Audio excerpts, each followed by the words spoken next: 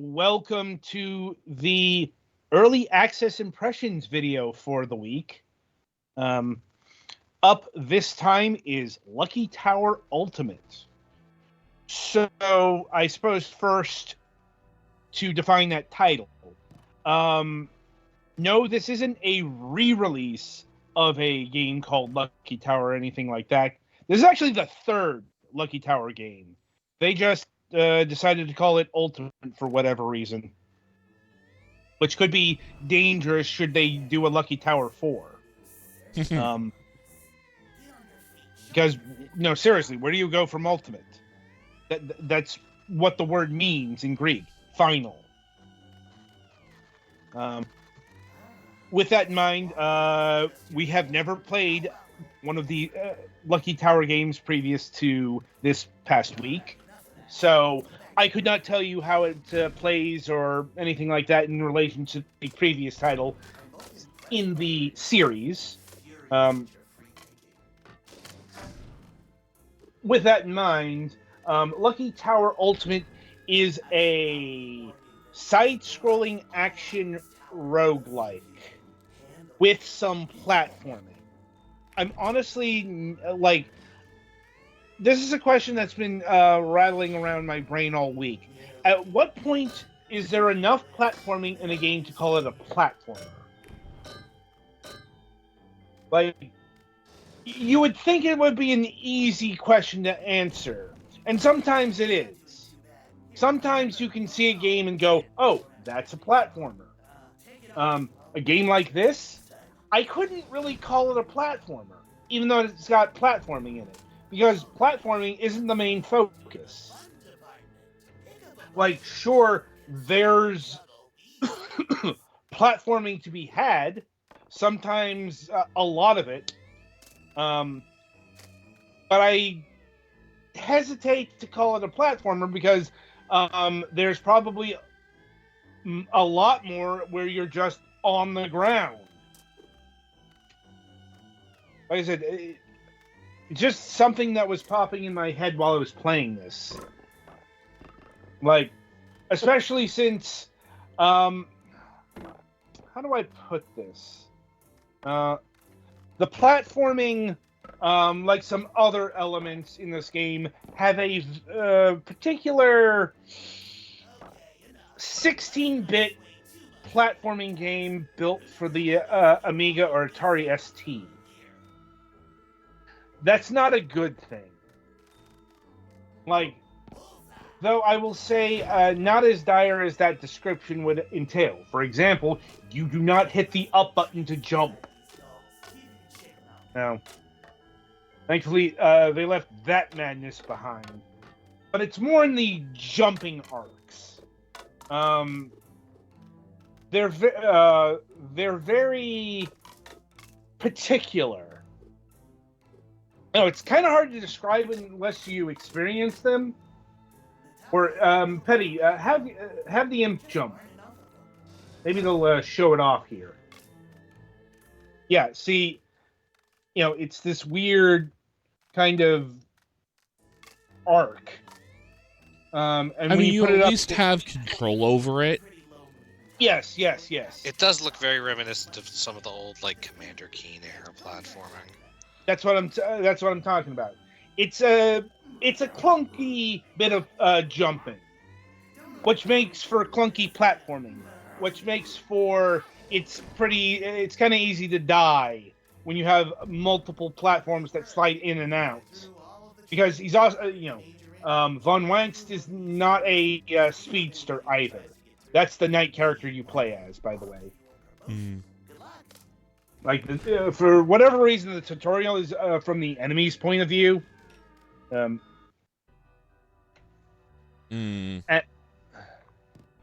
couldn't tell you. But, like I said, jumping is just part of it. I suppose to get into the other bit of clunkiness, and by the own admission of the developers, they call him a clumsy medieval hero, because it's got we have a weird inventory system here. like I think it came up in the tutorial, in that you can hold 2 items in your hands. And that's basically an item slot. And you can hold a whole bunch of stuff in your hands to be used as a weapon, a defense, what have you, a weight. I will say there are also objects that will take 2 hands to hold, like the anvils. But yeah, Von Mangst here starts off with just his underwear and his fists.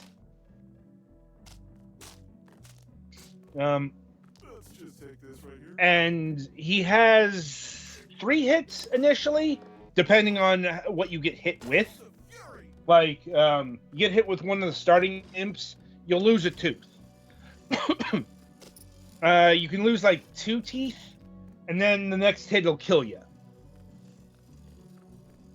Unless you get armaments, which range from, we're in the starting area here.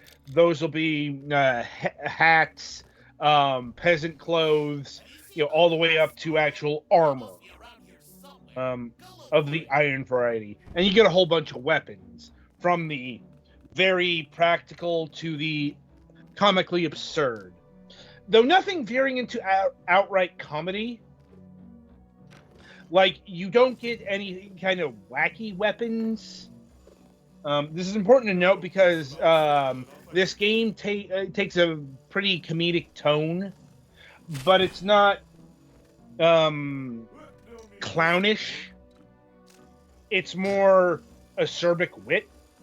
Like, it's basically what Von Wangst speaks here. The goofiest weapon, I'd say, is the horn, which helps you get rid of bees and bats. And also, Petty, you met the Riddle Master. You're actually supposed to talk to him. Oh. Yeah, and this being a roguelike, you'll see traps like this. There will be a lot of traps. You will hit them. You will die.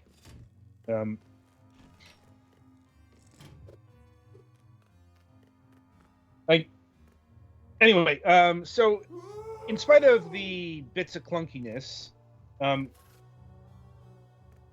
will say a nice detail, though perhaps a bit rage-inducing, is like if you carry an anvil, you will move slower.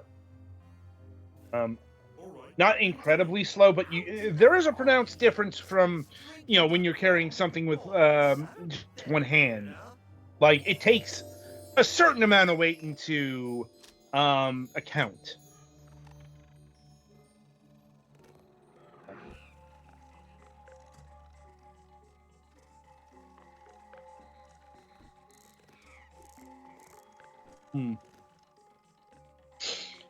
Anyway, sorry. Got distracted by the footage there. Anyway, in spite of the bits of clunkiness here, the game is surprisingly playable. I think it helps that it's overall fast and zippy, and the combat feels not complicated but satisfying.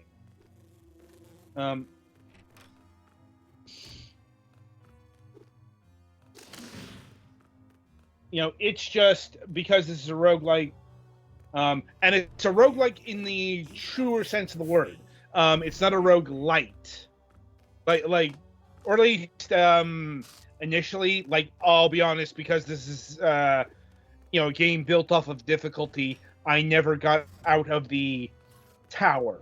So if there is meta progression, it takes quite a while to get any. Yes. From what I've seen, it looks like the meta progression might be outside the tower. The problem is, in order to get out of the tower, at least quickly, you need 25 coins. All right, that is the thing I should mention. You do get coins Here we go. Here's where the big platforming section, the balcony. Boy, did I hate this thing. Oh my god. God. This my motion sickness.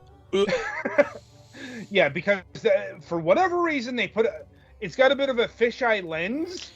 Yeah, that's a weird. Like the idea is trying to make it look like the tower is curved. Yeah, but it still looks kind of flat. Yeah, the thing is, like, this is exactly the kind of thing I have seen in Amiga games. Like, you know, it's just it was done better there. Like, the effect is not good. Yeah, here's the guys with the real armor. That he's probably going to get brutalized. Nah, we clear these. That's good. Also, the kind of weapon that you have does make a difference to a certain extent. Like, the club here is a neat medium-range weapon. Like, it's more powerful than a bone, but less powerful than an actual spiked mace. One of the best weapons you can wield are actually the bodies of these trolls or imps or whatever the fuck they're supposed to be. You know, it looks ridiculous, but I think that's mostly the point there. Mm-hmm. And the slime vessels here, they're annoying. Yeah. You can take my clothes, but you will never take my hair. Like, but overall, this is a lot better than I thought it was going to be going in. You know, I ended up playing a lot more of this game than I expected. And I think I put about 8 hours into it, which for a roguelike is a lot. Like, and yeah, sometimes the doors here are trapped. That's the lesser of two traps. The falling door, the spiked door is the bastard. Mm-hmm. Yeah. Then there's the toilet door, which is the comedy routine. And then there's the broom closet, which gives you a broom, which is a fairly decent early weapon. Hey, why can't we all be friends? Anyway, I suppose some other things like your goal for like the first few floors is you want to find the coin purse and probably a hat and some peasant clothes. He said the horn here, that's good if there are bees around or bats, because you blow the horn and it'll send them reeling back. But honestly, I didn't find the bees or bats to be all that difficult to deal with. Yeah, you got to put down the troll. Yeah. No, the troll is heavy enough for... And, right, that's the other bit of awkwardness I want to mention. Picking up items can be annoying.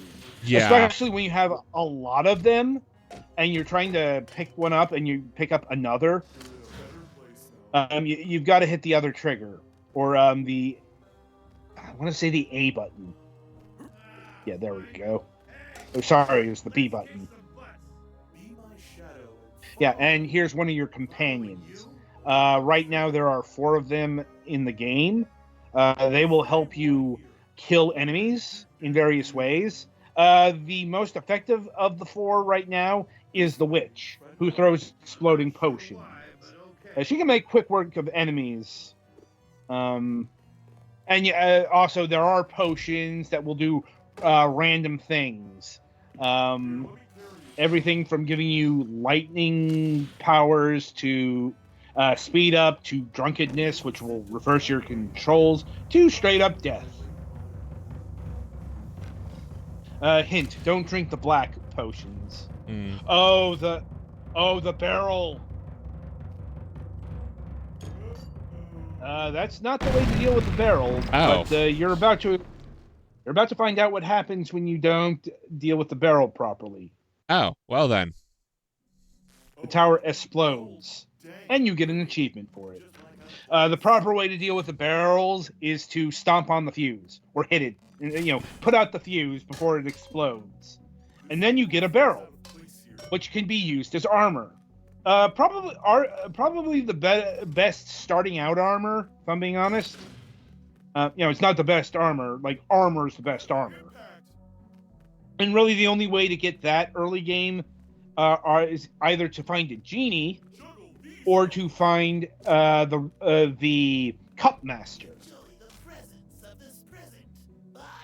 and play a game of 3-card Monty or the Shell game. And as for Weisenheimer here, sometimes he'll help you, sometimes he'll hinder you. Until you get low enough where he'll start chasing you.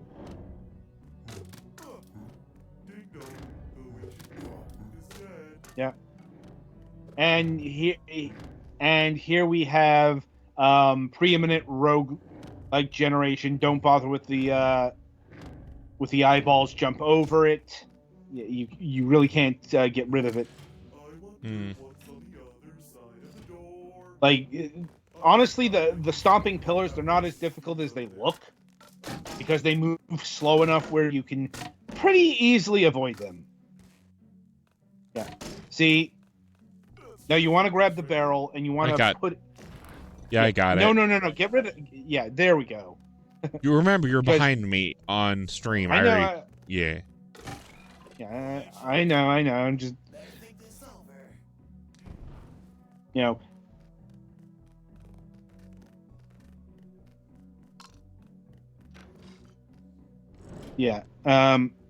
This is how the game goes. You'll probably die a lot, but you'll also probably have a lot of fun. I could just go through the hammer's there. If you get hit, it's not a big deal. The real danger trap there is the scythe. You get hit with that, you will be cleaved in half, or your head will be cut off, or something like that. That's basically insta-death.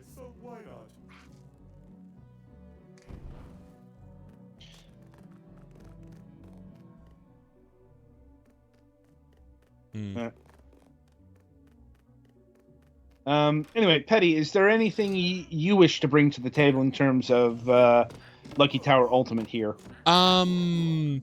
There definitely are some times where I'm having trouble remembering the controls. Yeah, like I said, it's got that immutable European platformer flair to it, doesn't it? Mm-hmm.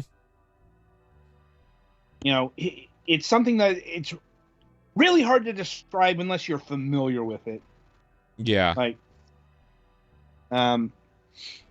But like I said, this is so much better than one of those things. Put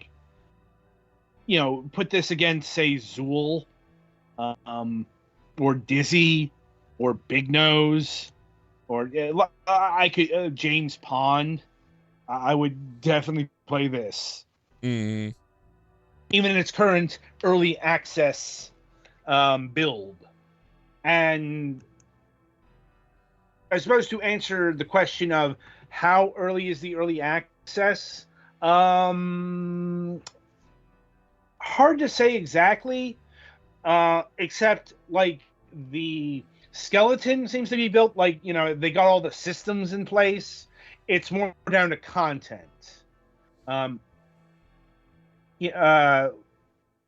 The early access version is fully playable. Lucky Tower Ultimate has had multiple community beta tests, which helped us find the fun and the bugs, and has gone through professional quality assurance testing. So it's really strong in the early access area. But they plan to release 3 major milestone updates leading up to a capstone 1.0 release. This will add new areas to the game, additional companions, and NPCs with their own quests. The full release of the game will include a final boss fight and the true ending. So it's got quite a bit of ways to go in terms of content. Mhm. That is probably important to keep in mind. But in terms of my impressions, shockingly favorable. Like I said, I didn't think this game would be as good as it is in its current state. And I would actually say go in on the $14.99 pricing.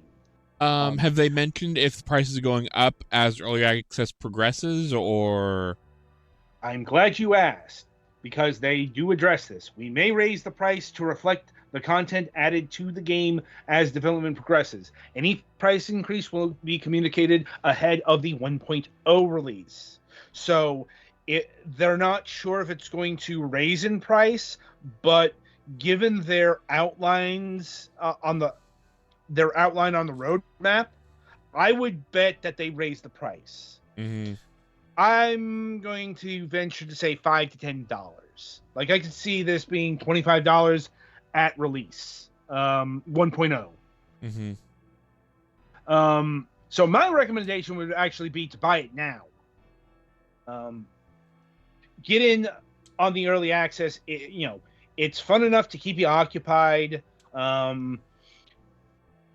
and also cheap enough to justify itself. It's one of those things. It's good enough in early access to warrant getting it, as opposed to get it and hope it gets good. Right. It's already good. It sounds like it'll get better once the content gets added in. Mm-hmm. All right. Right. So, any other questions, comments, or concerns over Lucky Tower Ultimate? Not that I can think of. Okay, so that'll about do it for this game. And this will do it for our review session. So, coming up on the week ahead, on Wednesday, January 17th. Oh, sorry. Wednesday, January 15th. I was looking at the Friday's show. It's like I about to say, that's not how math works, friend. Yeah.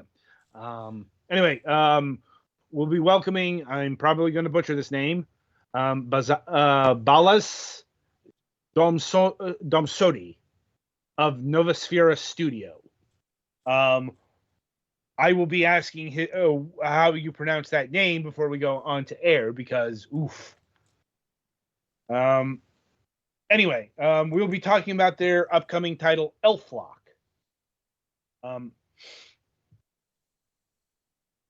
Which is a single-player, third-person adventure. You are a princess returning to your home on the brink of war, and it's up to you to navigate the machinations of the nobles surrounding the king. Engage in intricate dialogues and uncover mysteries in this branching fantasy tale. Sounds interesting. Not sure about the art style, because it's going for this hyper-realistic look, and it is smacking right headfirst into the uncanny valley. This girl is kind of creeping me out. Like, just noting that here and now with the dev not present. Anyway, we also do have a new episode of MSP planned. Hopefully, Mac's internet situation will have been resolved. But, it's always touch and go when it comes to, Mac. So we'll see on Wednesday, or we'll probably get the announcement an hour before the show, if we're lucky. Anyway, on Friday, January 17th, it will be our grand pleasure to welcome back to the program after a long, long gap. I think we're talking about a decade here, maybe more. We'll be welcoming David Gilbert of Wajitai Games to the program. If you don't know who Wajitai Games is, they are a developer of adventure titles in the point-and-click genre, and of the old-school variety, very, Sierra-influenced and so on and so forth. At least up until recently. Like the Unavowed was a pretty huge breakaway from that mold. And we'll be talking about their upcoming adventure game, Old Skies, a time travel adventure spanning 200 years. Dive into the past with time agent Thea Quinn as she embarks on 7 trips through time. History is up for grabs. From the speakeasies of Prohibition to the vicious gangs of the Gilded Age to the World Trade Center on September 10th, 2001. Other than that, another memento mori. September 11th has been, it's been that long where it can start appearing in time travel stories. Like, and sorry, that's September 10th, 2001. That's what you said. No, I thought I said September 11th. No, it's the day before. Yeah. Anyway, so I'm looking forward to things, and until next time, I shall wish you good gaming.